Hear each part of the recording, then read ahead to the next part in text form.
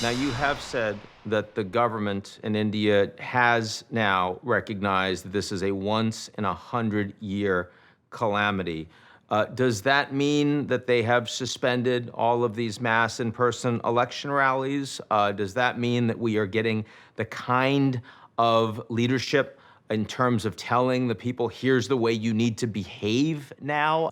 Well, it was only about a week ago, roughly, that the Prime Minister himself suspended his campaign. I just wish he'd done it way earlier, because everybody takes the cue from him. And what was also happening at these rallies were that leaders were not wearing masks. You know, they could have used these moments to make them a moment about mask wearing.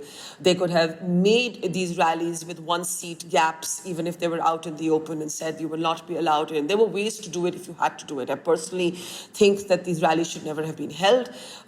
So all that, I think, is now past us. But I just have the sense that we're still in denial. Either we think that's the way to contain panic.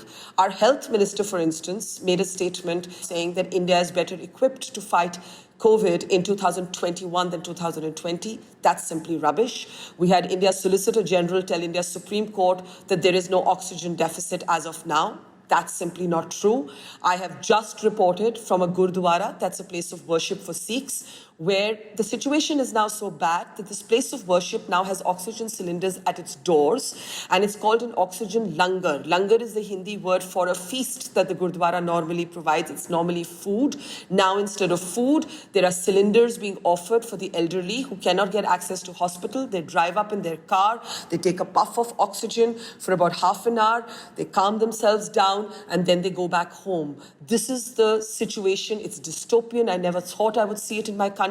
And so when I hear the senior-most law officer tell the Supreme Court that there is no oxygen deficit, it makes me very, very angry. So I just feel enraged when you're asked to believe that everything is okay. I understand the need to not create panic, but that containing panic will not be done by lying to people about how bad the situation is. We need help. We need the world's help. And we should have no shame and no nationalist pride in asking everybody at this point to come to the rescue of the Indian people.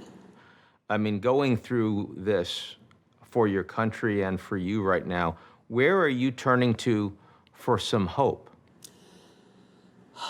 I think in people.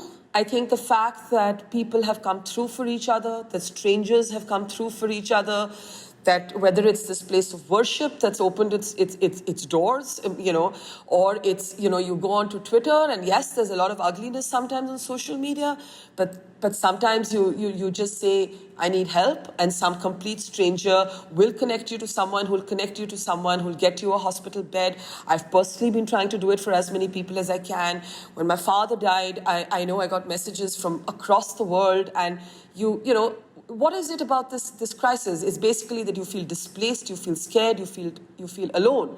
And I think the only hope that we look for right now is in the humanity of connections, sometimes with people we don't know and sometimes with people we know. And frankly, at this point, that is the hope. Otherwise, there's an overwhelming sense that we've been left to fend for ourselves.